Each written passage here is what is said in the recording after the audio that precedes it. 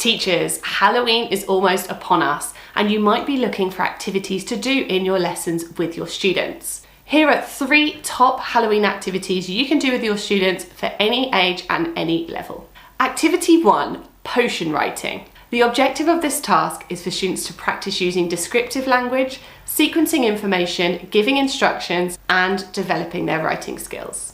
Elicit from students different words for cooking, such as stir, pour, mix, and fry, for example.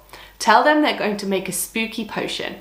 They can decide what the potion is used for and what the outcome would be for the person that drinks the potion. Divide the board into 4 columns. Elicit disgusting things that students would like to put in the potion. For example, spiders' legs, bats' wings, or witches' noses. In the second column, elicit descriptive adjectives such as disgusting, thick, dirty.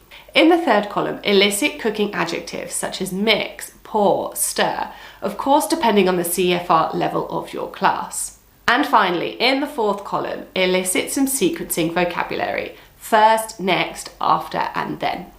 Put students into pairs or small groups and have them use the language on the board to write their own disgusting Halloween recipe. Another no to low prep activity is number 2. Write some body parts on cards. Cut up the cards and put them face down. These can be things like nose, hands, fingers, and any other language that's appropriate for your class and the CFR level.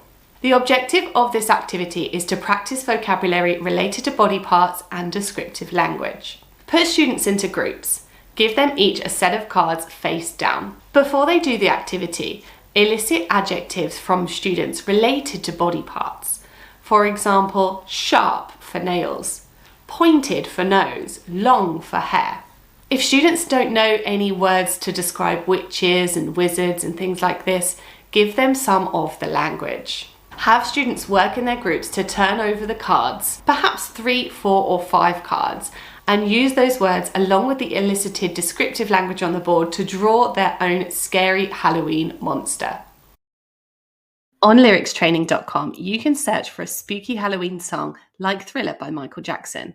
Select the level of your students and start the game. In this activity, students listen for the missing lyrics and type in the words they hear.